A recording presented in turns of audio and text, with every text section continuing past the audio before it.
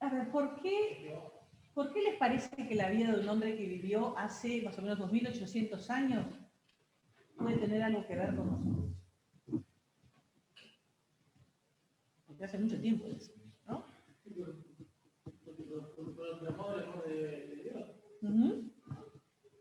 Algo tiene para enseñarnos. Si no, no estaría en la Biblia.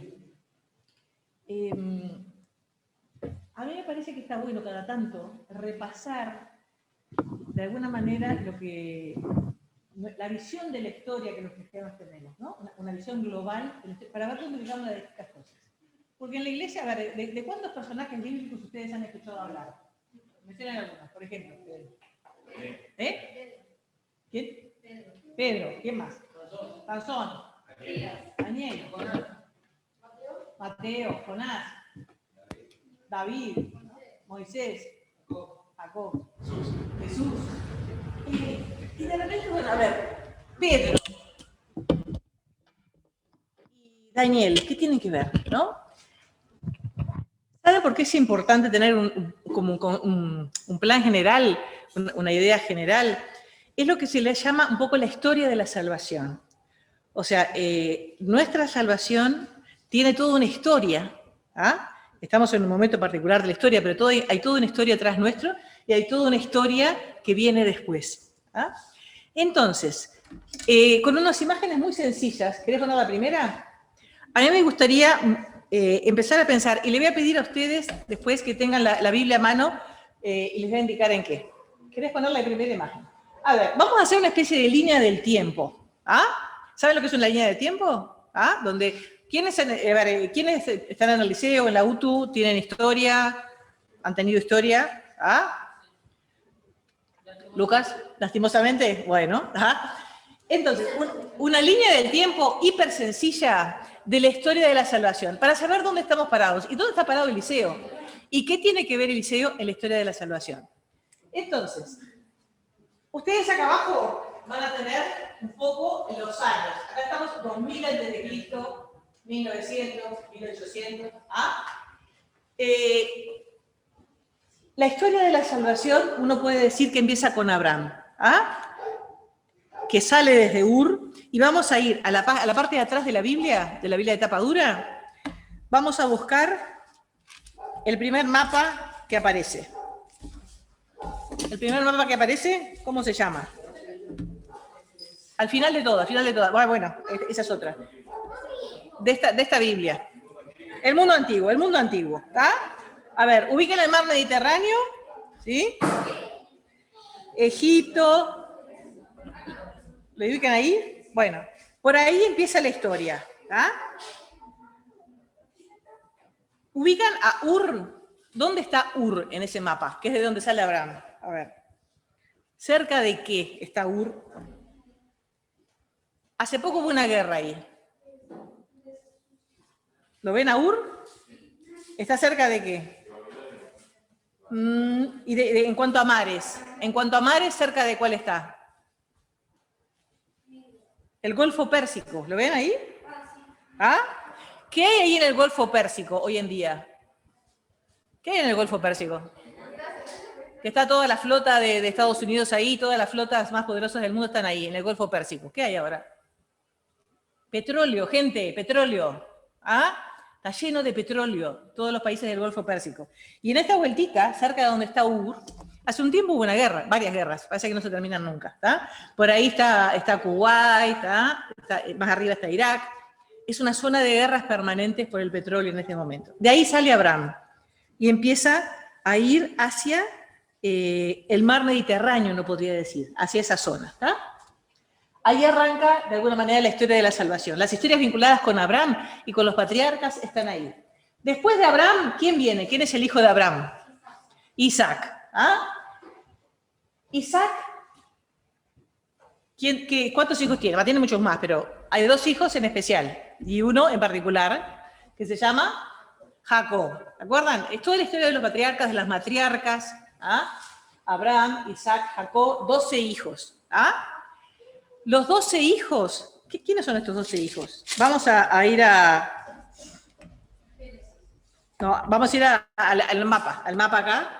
al mapa que dice Egipto y Sinaí. Son 12 hijos. ¿Ah? ¿Qué historia ustedes recuerdan de esos 12 hermanos?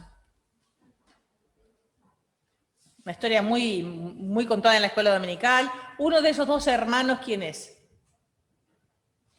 Que un presumido bárbaro, que es súper creído. ¿Quién era? ¿El favorito del padre? José. Uno de los 12 hermanos es José. Todos nos acordamos de la historia de José, cuando es vendido como esclavo, cuando va a Egipto, ¿se acuerdan? ¿Ah? Ahí está esa piramidecita representando a Egipto.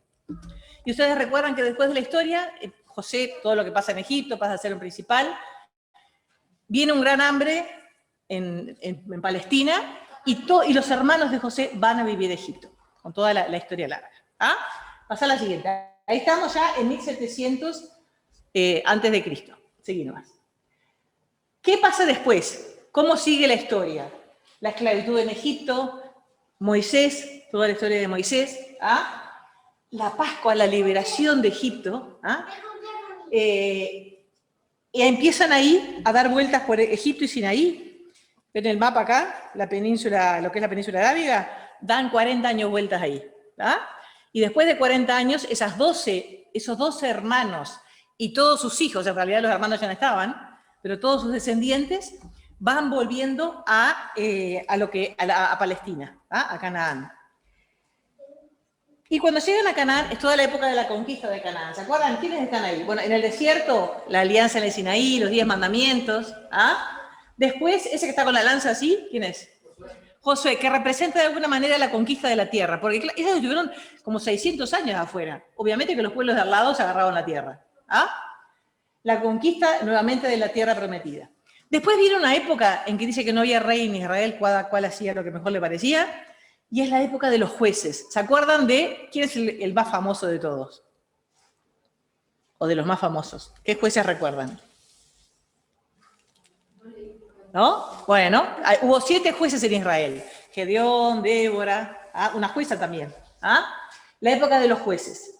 Y seguimos acá, etapa de esclavitud, éxodo, etapa de la conquista. Acá estamos en el 1000 antes de Cristo. Llevan 1000 años de la historia de lo que hoy conocemos como salvación. Seguí nomás. Después de la etapa de la conquista, de que están establecidos, vamos al mapa que dice la división de las tribus. Fíjense en el mapa la división de las tribus. Cada familia de los hijos de Jacob, que eran ¿cuántos? 12, ¿se acuerdan? Cada familia se queda con un pedazo de tierra y se distribuyen las tierras. ¿Qué nombres aparecen ahí en el mapa de la división de las tribus? ¿Qué nombres aparecen? Judá es una de las tribus. Simeón. La división de las tribus, el mapa de la división de las tribus. Dan, Manasés, Aser, Neftalí, Rubén. Se divide la tierra en 12 partes. Y después, viene la época de la monarquía. Empiezan a querer un rey como los demás. ¿Cuál es el primer rey? ¿Se acuerdan? Saúl. Después, ¿quién viene? El llamado gran rey de Israel, David, ¿no? Después de David, Salomón, que es el que construye el templo. Y después de Salomón, se complican las cosas. Hay 2 hijos que quieren los 12 reyes y se divide el reino. Todo ese reino único se divide. Y ahora vamos a la página que dice los reinos de Israel y de Judá. 12 de las tribus quedan arriba. Quedan más arriba. Y la capital es Samaria. 10 de las tribus, perdón. 10 de las tribus quedan arriba y la capital es Samaria. Y 2 de las tribus, Judá, quedan abajo con Benjamín, y la capital es Jerusalén. Y pasa a haber 2 reinos. Ustedes ven que ahí se divide como en dos ramas, ¿no? El reino de Israel y el reino de Judá. Y esta es la época de los profetas. Los profetas aparecen en abundancia, porque siempre hubo profetas, en abundancia cuando el pueblo se mandaba las macanas más grandes. En esta época, tanto en el reino de Israel como en el reino de Judá, Hay de alguna manera un olvido generalizado de Dios, un politeísmo, un adorar a todos los dioses de los vecinos. ¿Ah? Y los profetas aparecen, el profeta es alguien que trae un mensaje de parte de Dios. ¿Ah? Y es la época en que aparecen muchos profetas. Eliseo, y allá, o sea, reino de Israel, y hay un montón de reyes, uno, otro rey. ¿Ah? Eliseo es uno de los profetas del reino de Israel, no de Judá. ¿Ah? Como vos bien decías, tiene que ver con Elías. Después el templo se destruye, pasa a la siguiente. Se destruye, y el reino del norte, ¿qué le pasa? ¿A dónde se va? Al desierto de Asiria. Destierro en Asiria. Lo conquista Asiria, los sirios. Lo mismo Siria de ahora, pero con mucho más poder. Y se llevan a toda la población ahí, del reino del norte. Y el reino del sur, ¿qué pasa? Se destruye Jerusalén a Babilonia. Y esos cuatro, ¿a quién les hacen acordar? Esos cuatro muchachos. Daniel, Sadrach, Mesach y Abednego, ¿está? Que van cautivos a Babilonia. El reino de Judá va cautivo a Babilonia. El reino de Israel va cautivo a Siria. Después ustedes conocen toda la historia. ¿Se acuerdan después de Nehemías, que está trabajando con el rey, que le quiere volver a su tierra a reconstruir el templo? Después viene Esdras y reconstruye nuevamente, Nehemías reconstruye la muralla y después viene Esdras y reconstruye el templo. Y allá estamos en Israel entonces.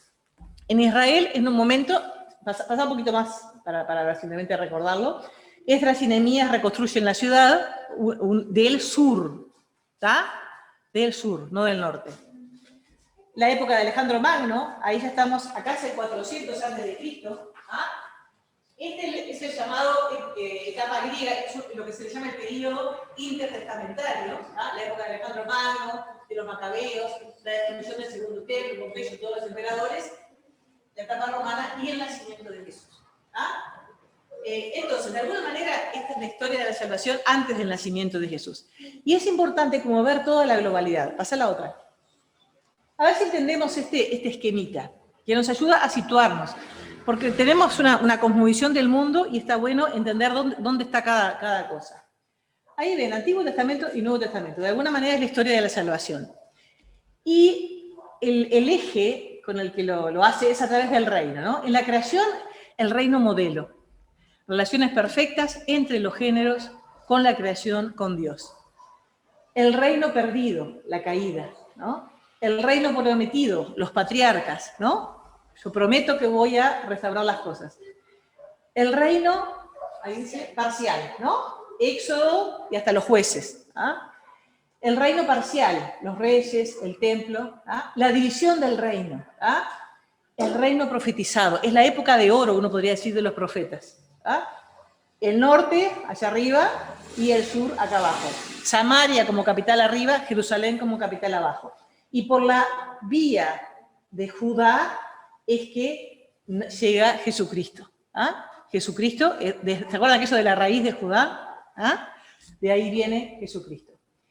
El reino presente, el nacimiento de Jesucristo, el reino proclamado, Pentecostés, la proclamación del Evangelio, y el reino futuro, la nueva creación, cuando todo va a volver a ser como al principio. Es como una cosa circular.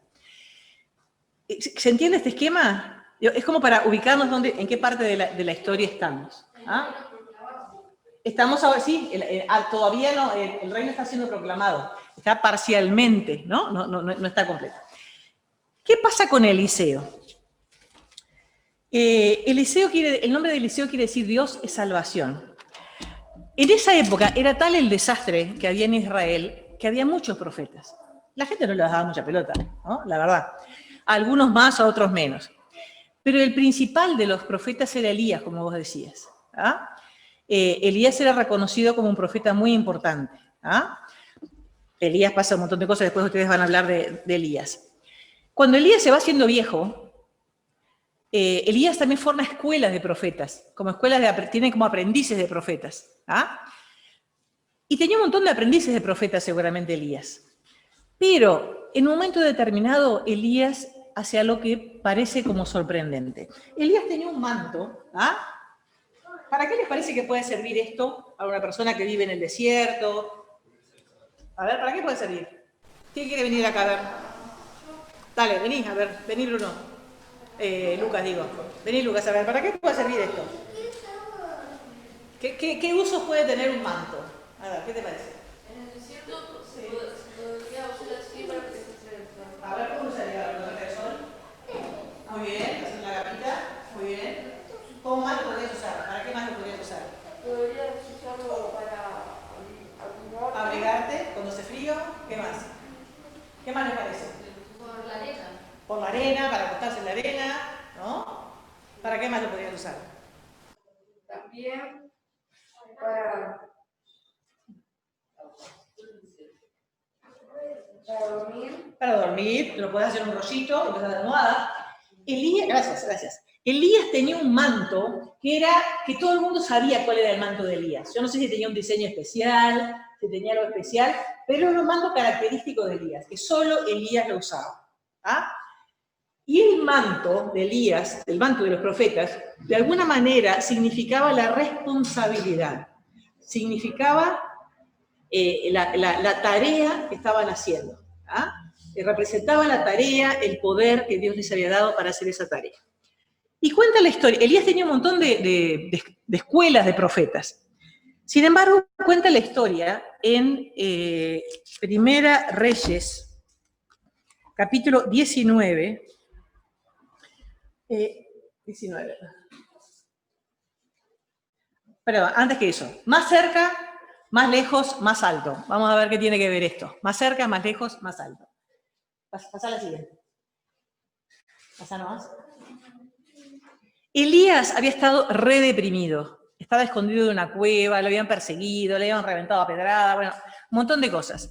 Dios se le revela de una manera especial a Isaías en la cueva, de una manera muy, muy especial que ustedes van a ver después. Y Elías sale de la cueva. Elías ya era mayor, ¿ah? Y dice que se dirigía a Damasco. ¿Le suena la ciudad de Damasco? Sí. ¿A quién les hace acordar? A Pablo, ¿no? Se dirigía a Damasco. ¿Ah? Damasco está por allá arriba. ¿Ah? Si ustedes ven nuevamente en el mapa,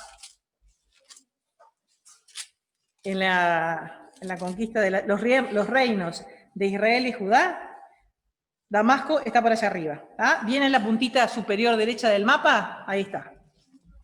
Elías va a Damasco. No sabemos a qué va a Damasco. Y en el camino se encuentra con Eliseo. Eliseo, ¿quién era Eliseo? Sabemos que era pelado. ¿Ah? Sabemos que era pelado. Era medio acomplejado con eso seguramente. Sabemos que era pelado. Y sabemos también que era un terrateniente. ¿Ah? Tenía tierras. ¿Ah? En ese momento la posesión de la tierra era muy, muy valiosa y muy, muy escasa. Tenía tierras, tenía empleados. ¿Ah? Y nos dice que Elías se encontró con Eliseo, hijo de Safat, que estaba arando el campo con 12 yuntas. ¿Qué es una yunta? Una yunta de bueyes. ¿Y cuántos bueyes son una yunta?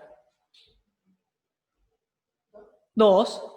Una yunta de bueyes son 2 bueyes que tienen ese yugo arriba, ¿ah? Y se los va dirigiendo con un arado atrás. ¿Ah? Tenía 12 yuntas de bueyes. O sea que ¿cuántos empleados tenía, por lo menos?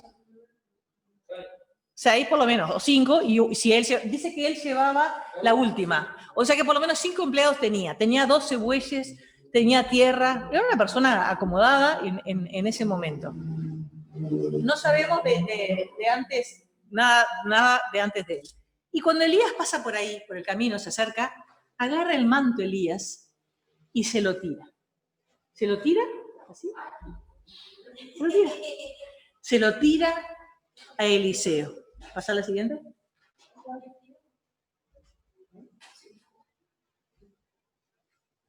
Y le cambia la vida a Eliseo. Eliseo no dice, pero ¿qué este loco que me está tirando un manto? Eliseo seguramente sabía quién era Elías, por el contexto de la historia. Dice que Eliseo dejó la yunta y corrió tras Elías. Seguramente agarró el manto y corrió atrás de Elías. ¿Por qué? Él sabía perfectamente lo que significaba eso. Cuando Elías le traspasaba el manto a alguien, de alguna manera le traspasaba su tarea, le traspasaba su poder, el mando, le traspasaba la tarea de máximo profeta, por así decirlo, de máximo enviado de Dios. Y Elías, que seguramente Dios lo fue preparando antes, durante mucho tiempo, porque no fue una cosa así instantánea, entendió que esto era un llamado de Dios. Entendió que esto que hacía Elías, interpretó, Dios me está llamando a una tarea totalmente distinta. No a ser terrateniente, a agarrar la tierra, a producir, a tener empleados, a tener su familia, sus amigos. Me está llamando a algo totalmente distinto. Eliseo toma el manto, como diciendo, acepto este llamado, podría no haberlo hecho, y hace algo bien interesante. ¿Quién quiere leerlo? Permíteme despedirme de mi padre, de mi madre y besarlos. Después de eso te seguiré. Obviamente tenía gente querida, tenía su familia. ¿Ah? Y probablemente él sabía que no los iba a volver a ver. No era como ahora que uno va a todos lados. Elías le respondió, puedes ir, yo no te lo voy a impedir. ¿Y qué hizo Elías? Sí. No, antes, hasta ahí. Yo no te lo voy a impedir. Y dice la historia que hizo una gran fiesta, ¿ah? Que juntó a todos sus amigos. ¿Ah? Eliseo fue a la casa, tomó un par de bueyes, los mató.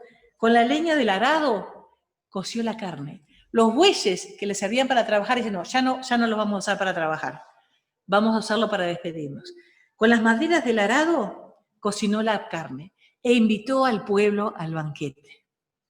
Después se levantó y se fue tras Elías y se dedicó a servirle. A mí me parece como que Eliseo quería compartir este nuevo inicio en su vida, esta nueva vocación, con todos sus amigos, con todo el pueblo, ¿no? Y también tener el apoyo y la bendición de todo el pueblo. Y Elías ahí y Eliseo empiezan a vivir juntos y dice, comenzó a servirle. Antes Eliseo no servía a nadie, más bien que lo servían a Eliseo. ¿Ah? Cambia totalmente de postura y comienza a servirle. Eliseo estuvo cerca de Elías muchísimos años. ¿Qué les parece por qué habrá estado tanto tiempo cerca de Elías? Para aprender de él. Dice que lo estuvo sirviendo, era el sirviente de Elías. Seguramente aprendió muchísimo. Y esto me parece que nos da una clave interesante. De cuando nosotros tenemos un llamado, y en un sentido amplio todos los cristianos somos llamados a construir el reino de Dios, es importante estar cerca, por eso lo de más cerca, ¿no? Cerca de alguien que nos inspire, de quien podamos aprender, que nos anime, que nos corrija, que nos enseñe, que nos aliente. No hay cristianos en soledad, ¿sí? Perdón, está bien.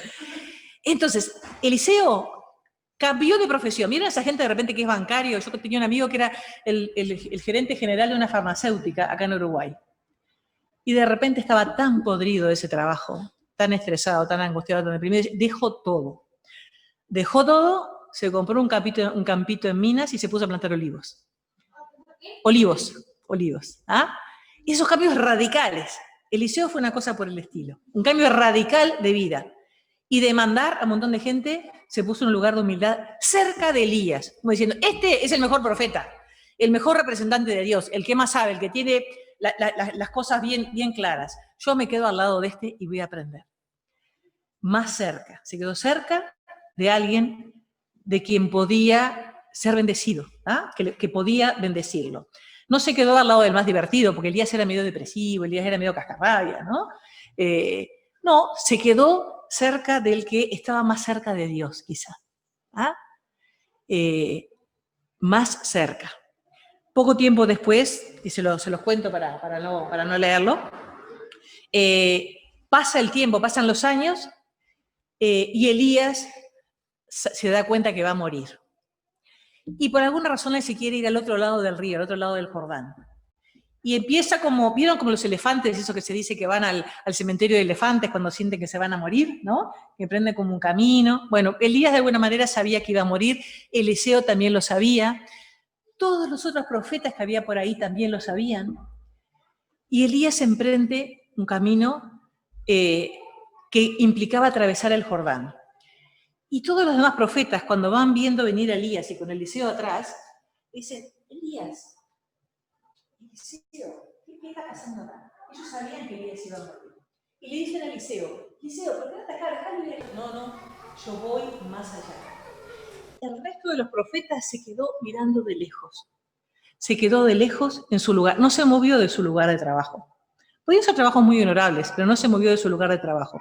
Eliseo fue mucho más lejos que los demás profetas. No quiso separarse de Elías hasta el final. Elías después con su manto, y nos hace acordar mucho al cruce del Mar Rojo, dice que tira el manto sobre el Jordán se abre, cruza y Eliseo cruza. Los otros no cruzaron porque se habían quedado atrás. No quisieron ir más lejos. Es como diciendo, bueno, nos conformamos con nuestra vida de profetas mediocres, así nomás, no vamos a aprovechar que son los últimos días de Elías. Eliseo quería ir más lejos, mucho más lejos que los demás profetas y aprovechar hasta el final la vida de Elías. Cuando están del otro lado del río, Elías le dice, a ver, pedime lo que quieras. ¿Qué es lo que vos querés que yo te deje como herencia, como bendición? ¿Y saben lo que le dice Eliseo? A ver, pasa más adelante. A ver si lo podemos... Está en Segunda Reyes, ya estamos ahora. Segunda Reyes, capítulo 2.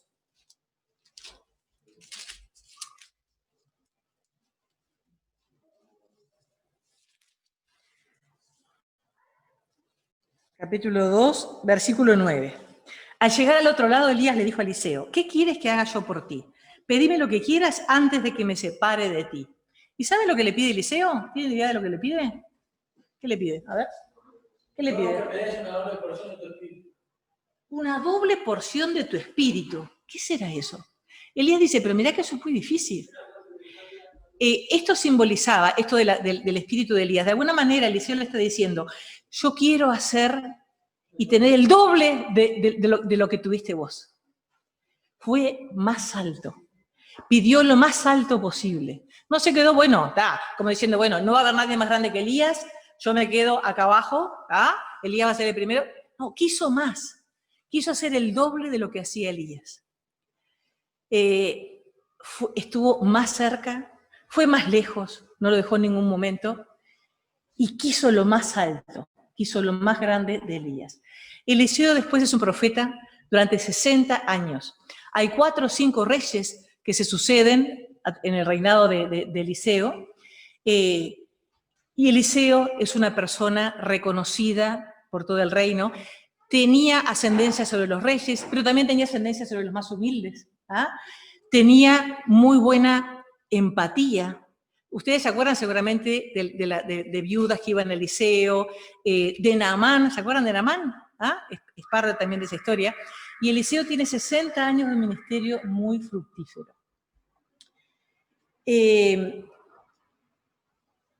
Hay incluso un episodio de Elías que Jesús después lo relata. Sobre los leprosos, sobre Eliseo. Eliseo curó a una serie de leprosos y después Jesús dice, ¿se acuerdan de Eliseo? No se curó más gente porque no tenían fe. O sea, nadie es profeta en su tierra. Esa expresión la usa Jesús refiriéndose a Eliseo, como diciendo que la gente del lugar a veces nos menosprecia. Creo que el desafío es estar cerca de la gente que nos puede bendecir, porque ahí probablemente estemos escuchando el llamado de Dios de una manera más clara. Elías transmite el llamado de Dios a Eliseo y Eliseo lo capta. Y acepta el desafío, acepta el manto. No dice, no, yo me quedo acá con mis 12 yuntas de bueyes, con toda mi tierra y sigo mi vida de buen cristiano. ¿No? Aceptó el desafío. Estuvo cerca, fue el que más cerca estuvo de Elías, fue el que llegó más lejos, lo acompañó hasta la muerte a Elías. Y gracias a eso también tuvo una bendición muy especial, pero él la pidió.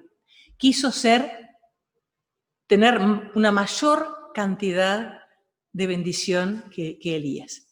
Y a mí me hace pensar esto, que quizá Dios quiere, yo creo que está dentro del deseo de Dios, que cada generación sea más bendecida que la anterior. Que cada generación que tiene su tarea para ser, cada uno es responsable como de su generación, ¿no? Ustedes son como responsables de alguna manera de su generación. que cada generación haga mucho más de la generación anterior. ¿Tá? Se nutra de la generación anterior, aprenda, pero después, si reciben el llamado, es entre Dios y ustedes. ¿Tá? Y esto de recibir el llamado, yo quería que conversáramos un momentito en grupos. Tenemos 10 minutitos, ¿te parece? ¿Ah? Vamos a hacer 2 grupos. Acá había 4 preguntas, pero vamos a hacer 2 de las preguntas. Vamos a hacer la pregunta 1 y la pregunta 3. Se las leo y después nos dividimos. Dice, cuando Eliseo recibió el manto de Elías, entendió que Dios lo llamaba a un servicio diferente. Estaba muy bien ser terrateniente, arar la tierra, estaba muy bien, pero Dios lo llamó a una cosa diferente. La pregunta es, la del millón, ¿cómo podemos escuchar el llamado de Dios hoy para un servicio especial? Todos tenemos un llamado general. El compartir el evangelio es para todos, el adorar a Dios es para todos, ¿ah? El hacer el bien es para todos. Pero ¿cómo podemos escuchar el llamado de Dios si Dios quiere algo especial, un llamado especial para nosotros? Un pastor viejito le decía a un joven que le preguntaba qué se necesitaba para ser pastor. Él le decía, bueno, tenés que estudiar, tenés que hacer esto, tenés que hacer lo demás. Dice, pero Dios te tiene que hacer una guiñada. Como que Dios te tiene que dar alguna señal, un llamado especial. Esa tarea o cualquier otra, ¿ah? Que sea específica. Entonces la pregunta, ¿cómo podemos escuchar el llamado de Dios hoy para un servicio especial? Y la segunda pregunta, que es la 3, Eliseo fue más lejos que otros profetas y aspiró a mucho más que lo logrado por Elías. ¿Qué tan lejos o qué tan alto quieres ir en el servicio a Dios? ¿Y cuál es el primer paso para lograrlo? ¿Ah? Conversan lo que pueden. Un grupito puede ser acá y otro grupito allá. Bueno, ya se la hora.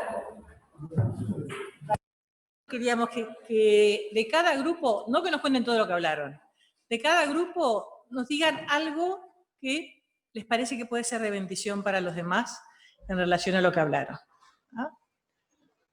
¿Alguna frase, una palabra, algún concepto que quisieran compartir con los demás? Yo creo que más o menos un resumen de lo que hablamos. Un resumen de lo que hablamos es que necesitamos tener una relación íntima con Dios y acercarnos a Él para poder escucharlo mejor, y que tenemos que estar dispuestos para poder crecer y estar más cerca y más alto. Muy bien. ¿Alguien más? ¿Brian? Sí. Nosotros estuvimos charlando y una cosa que resaltaba un poco, bueno, lo importante de la oración, ¿no? Para escuchar el llamado de Dios uno tiene que tener, como decía amigo, una relación íntima con Dios, poder entender su palabra, estar estudiando, no leer la Biblia como si fuera un libro de texto cualquiera o como si fuera un horóscopo, que digo, hoy tengo este versículo para hoy. Métele. Claro. No, sino, y bueno, también relacionado con conocerse uno mismo, cuáles son sus capacidades, cuáles son sus dones, sus talentos, ventajas y desventajas, en qué soy bueno y en qué soy malo, en qué uno tiene que aceptarse también, yo no sirvo para esto. Pero, y también, obviamente ver lo bueno que tiene uno y poder reconocerlo, y que las otras personas, poder acercarnos nosotros a otras personas, que como hacía Eliseo con Elías, él estaba siempre con él, se acercaba y tener esa relación con otras personas de la comunidad y que nos puedan decir a nosotros en qué somos buenos, en qué servimos, que para eso, bueno, para qué somos buenos, ¿viste? Para que nosotros podamos darnos cuenta, que nos caiga la ficha, que nos llegue el agua al tanque, de poder escuchar ese guiño que, como decías, de poder servir y poder expresar en lo que uno es bueno y capaz que no se da cuenta. Y también conocer la iglesia local de cada uno, conocer cuáles son sus necesidades. Si nos da un ejemplo, por ejemplo, Nico, aprovechar las oportunidades. Por ejemplo, Nico nos da un ejemplo de que su iglesia faltaba alguien que toque la batería, no había nadie que toque la batería. Entonces, si no me equivoco, no quiero... Bajo era, estaba nada que ver, una batería con un bajo, nada que ver. Pero... faltaba alguien que toque un instrumento musical. Y el Nico aprovechó esa oportunidad, no la dejó vacía. Entonces él se tiró y cubrió una necesidad que era notable. Entonces eso es lo que tenemos que hacer nosotros. Conocernos, conocer nuestra iglesia para poder servir. Muy bien. Le dice, re larga, mal. Eliseo decidió chupar rueda de Elías. O sea, se pegó a aquel que sabía que estaba con toda la unción de Dios.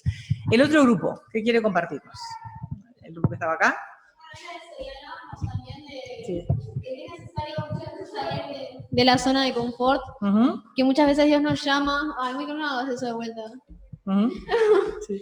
Que Dios nos llama muchas veces a necesidades, como decía, pero que capaz que no es lo que nosotros nos sentimos más seguros para hacer, pero que sí tenemos que tener la confianza de que Dios nos capacita para lo que nos llama. Y bueno, a Eliseo Dios lo capacitó metiéndolo al lado de Elías. O sea, lo metió al lado del mejor. Y ahí se capacitó. Perfecto. Hay un llamado de Dios que es general para todos, ¿tá? Dios nos llama a todas esas cosas que ya sabemos, ¿tá? A vivir la vida cristiana, a seguir los evangelios, a seguir a Jesucristo, a ser discípulos, todo eso es para todos los cristianos. Pero hay algunas personas que pueden tener como un llamado específico a algo más, ¿tá? Y recuerden, Eliseo, que era un devoto judío seguramente, ¿tá? Que conocía la ley, que adoraba a Dios, construyó y se dedicó a su profesión, podríamos decirlo, con calidad, ¿ah? O sea, trabajaba la tierra, tenía sus empleados, araba, plantaba, vendía, compraba, ¿ah? Trabajaba. Estaba trabajando honestamente y con la mejor calidad posible, probablemente, ¿ah? Creo que ahí hay una clave. A Eliseo, el llamado de Dios, ¿dónde lo encontró? ¿Qué estaba haciendo Eliseo cuando el llamado de Dios específico lo encontró? Estaba trabajando. No estaba sentado abajo de Níger esperando a ver si me viene un llamado. ¿Ah? Estaba laburando, transpirando bajo del sol, arando la tierra. ¿Ah? Entonces, trabajando es donde el llamado de Dios también nos va a encontrar. Dios nos habla, como decía Brian, a través de un corazón abierto para escuchar la palabra de Dios. Dios nos habla también a través de cosas que nos pasan, a través de las circunstancias, a través de lo que personas nos dicen, a través de lo que sentimos también, a través de la oración y a través del silencio también. Nosotros no tenemos a veces mucha práctica del silencio. Estemos en silencio a veces frente a Dios y Dios nos va, si estamos en comunión, nos va dando paz, ¿no? Cuando Dios nos da paz sobre algo, cuando Dios nos pide, nos orienta para algo específico, Dios nos da paz también. Y va confirmando ese llamado a través de otras personas, a través de las circunstancias. Dios no es un Dios contradictorio, ¿ah? Y no da señales confusas. Pero esos llamados específicos nos van a encontrar trabajando, ¿ah? Uno decía, tengo un llamado para ser misionera en Asia. Perfecto. Que te encuentre ese llamado trabajando, laburando, teniendo tu profesión, haciendo lo mejor posible, siendo la mejor cristiana o mejor cristiano posible. Y ahí Dios te va a llamar. No va a llamar al vago que está abajo, que está tirado en la hamaca paraguaya todo el día. No, porque ese es un vago. ¿Ah? No lo va a llamar. Va a llamar al que encuentra trabajando. ¿Nos despedimos con una oración?